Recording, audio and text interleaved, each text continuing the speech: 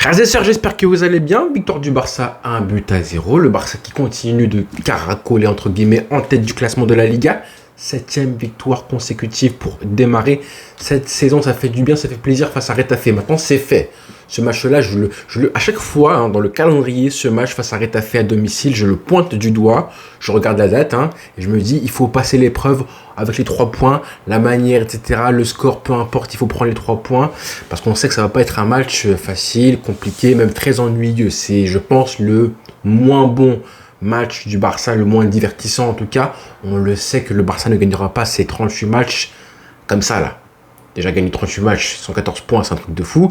Mais on sait que tu peux pas gagner à chaque fois avec des manitas, on le sait. Encore moins face à une équipe de terroristes. Et un arbitre en plus qui n'a pas facilité la chose en ne sifflant aucune faute, en ne mettant pas de carton. Le premier carton à la 69e minute. C'est juste n'importe quoi, un scandale. Il faut quand même le dire, on parlait de l'arbitrage parce que c'était un petit peu décevant, mais très décevant. Mais bon, à la fin, on met ça, ce match-là de côté. Il fallait prendre les 3 points. C'était vraiment l'important, la priorité de conserver l'avance au classement de la Liga. Le Barça qui a fait le travail. Et j'ai aimé ce match-là, même si c'était pas un match divertissant. C'était un match qui était intéressant parce que tu sais que ce genre de...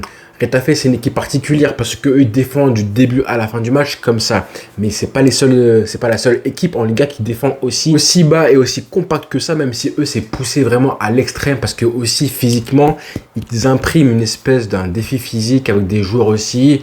Même les joueurs de la Masia, les joueurs qui ont été formés à la Masia, comme Carles Pérez, comme Carles Aleñá, eux aussi se transforment en terroristes. C'est un truc de fou. Tu vas là-bas, tu vas jouer avec cette équipe-là de Bordalas. Et ces joueurs qui étaient à la fois, à la base, des artistes, deviennent aussi des joueurs rugueux. C'est un petit peu décevant. Qu'est-ce que vous pensez de votre carrière, les mecs? Mais bon, sans commentaire, on va quand même parler des joueurs du Barça qui ont été, je trouve, assez convaincants. À part... En début de match, l'entame a été un petit peu décevante. Faut le dire que le début de match était un peu plus compliqué que ce qu'on a vu récemment. Je me demandais justement si l'équipe était fatiguée. Je pense que les joueurs du Barça étaient très fatigués. On l'a vu qu'ils se sont économisés. Et en fin de match, Koubarsi finit avec des crampes. Lamine Yamal a beaucoup marché, surtout en début de match, pour, je pense, s'économiser. Bref, beaucoup de joueurs qui étaient très fatigués. Les changements, j'espérais qu'à l'heure de jeu, on voit un Barça qui réussit encore une fois à faire mal à l'adversaire. Mais bon, en face, c'était Retafe déjà, première chose. Il défendait aussi très bas, donc c'est un petit peu plus facile en termes d'effort physique pour tenir. Et malheureusement, je trouve que même les changements de Hansi Flick ont un petit peu affaibli le Barça. Je trouve, c'est mon avis. Mais globalement, j'ai envie de saluer quand même les joueurs de côté. Parce que c'est vraiment là que le danger venait. Lamine Yamal, Koundé a fait un super match. Vraiment. Le milieu de terrain un petit peu léger, faut le dire. Casado, à part lui, qui a été, je trouve, le seul joueur du milieu de terrain qui est arrivé balle au pied. Techniquement, qu'est-ce qu'il est fort. Et qu'il arrivait aussi à créer du danger avec des passes intéressantes, la conduite de balle. Même s'il a eu quelquefois des petites passes, des mauvais choix. À part ça, je trouve qu'il a été vraiment incroyable. Casado, qu'est-ce qu'il est fort. Franchement, c'est un coup de cœur. C'est un coup de cœur. Et le reste, Pablo Torre, un petit peu léger. Pareil pour Eric Garcia. Voilà, donc le danger est venu principalement, même exclusivement des côtés. Le but vient du côté droit. Lamine Yamal qui fait cette passe maintenant dans le timing parfait. On la voit souvent. La passe qu'il fait et qui joue, on voit qu'il y a un lien qui se fait de plus en plus avec Jules Koundé. Ça profite justement à Lamine Yamal. Mais je pense que Koundé prend du plaisir à jouer avec un joueur comme lui en fait. Là, on voit que les deux sont complémentaires et qu'ils se bonifient tous les deux. Ça fait du bien parce que Lamine Yamal, il a clairement besoin d'avoir un arrière droit, un latéral droit qui puisse combiner avec lui. Ça va vraiment l'aider pour continuer à progresser tellement il est collectif. Et là, justement, sur le but qui est très beau, c'est une belle action du Barça avec Koundé pour Lewandowski. Ça, je pense que c'est typiquement le genre d'action qu'on va revoir très souvent cette saison. Côté gauche, c'était aussi intéressant.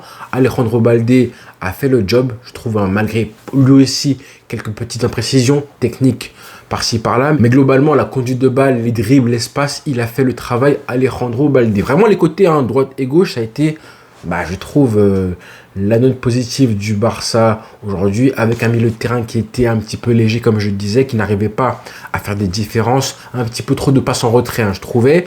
Alors, par contre, mention spéciale pour les défenseurs, Koubarsi et Inigo Martinez. Les mecs, je ne vais pas les lâcher ces mecs-là parce que oui, les joueurs offensifs, Lamine Yamal, Lewandowski, Rafinha, on les a adulés, on les a vantés depuis le début de saison. Hein. Mais Cubarsí et Inigo Martinez, on ne doit pas vous laisser comme ça. Ils font un début de saison de porc. Inigo Martinez, son match, alors qu'en face, il y avait des clients, notamment un client, des joueurs qui ont des qualités qui savent faire mal habituellement à ces joueurs du Barça qui, c'est vrai, manquent un petit peu de vitesse et tout. Mais là, comment ils se sont débrouillés. Il y avait Carles Pérez en face. On le connaît, attaquant très vivace, très véloce, très rapide, explosif. Il y avait aussi, du coup, l'attaquant nigérian Uche. Lui, ça se voit qu'il a été nourri au bissap et au poulet, au cuisses de poulet, tellement il est grand, puissant, véloce.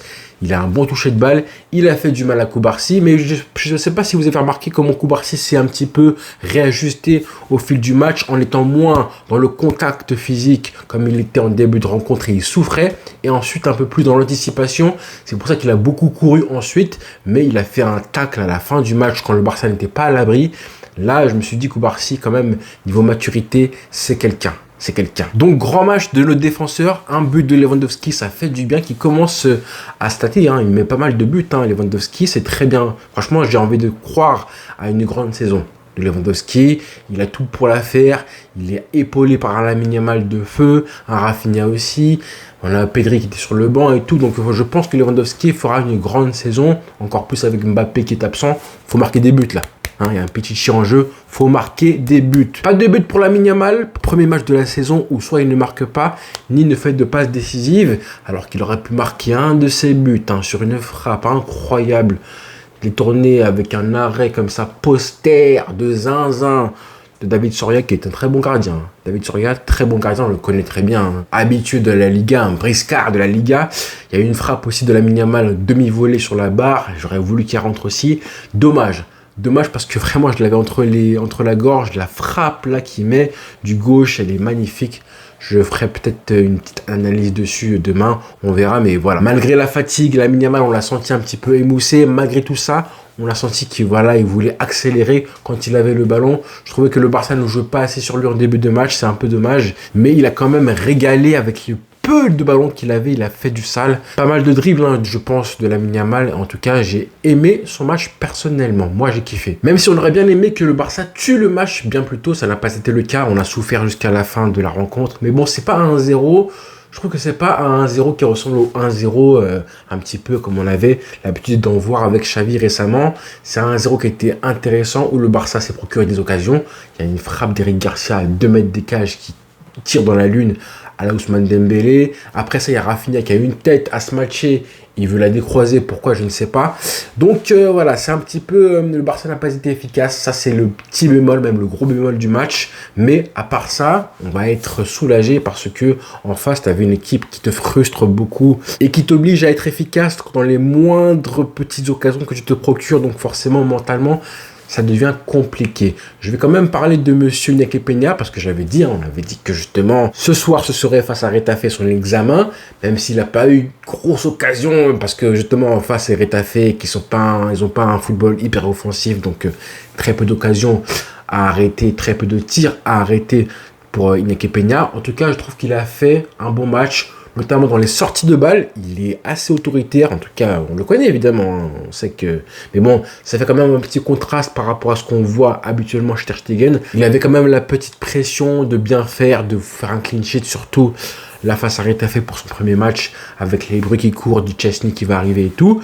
Là, il fait quand même un bon match. Des sorties de balles intéressantes. Une action, un arrêt. Il n'a pas eu de gros arrêts à faire, à part le premier à la 10e minute. Une tête, je crois, c'était une tête, et il fait un arrêt qui était assez bon, même si je le vois reculer et poser le ballon sur la ligne, alors que voilà, il n'y avait pas grand danger à ce moment-là. Il fait un bel arrêt. Et puis ensuite, il n'a pas eu d'autres arrêts à faire parce que Retafe a aussi raté les petites, mais les micro-occasions qu'ils ont eues. Donc globalement, je trouve qu'il s'en sort très bien, Iñaki Peña, pour ce match. Donc voilà, c'est pas le match le plus passionnant de l'histoire, c'est vrai, mais maintenant, on passe à autre chose. Comme je disais, le Barça ne pourra pas gagner 38 fois, et si on le fait, c'est un truc de fou déjà, mais le Barça ne pourra pas faire des masterclass à chaque fois, loin de là. En plus, la fatigue, on l'a senti. Ansu Fati, on aurait bien aimé qu'il rentre. Hein. Je ne sais pas pourquoi il est boycotté pour l'instant, pourquoi Hansi Flick ne le fait pas rentrer, parce que Ferran Torres, son entrée, elle est juste... minable. Je vais dire minable comme terme parce que voilà, il essaye, mais tu sens que techniquement, il est tellement... Il fait descendre le niveau de l'équipe en fait. On avait Lewandowski qui fait un match dans le jeu assez bon, on va dire. Et là, Ferran Torres, il rentre, les contrôles sont pas bons. Bref, j'ai pas envie de l'accabler parce qu'à la fin, tu gagnes quand même 1-0. Mais on aurait aimé, je pense, voir Ansu Fati. Pourquoi il n'est pas rentré? Dommage. On verra réponse au prochain match. Parce qu'il m'a fait de la peine. Là, on a vu son visage en plus en gros plan. Ansu Fati triste. Et finalement, un Lamine Yamal qui joue encore une fois 95 minutes sans sortir, émoussé physiquement. Il s'est beaucoup dépensé. Et le prochain match, c'est samedi. Hein. Donc voilà, ça va être compliqué. Voilà les frères. Bonne soirée à tous et rendez-vous très vite. Ciao.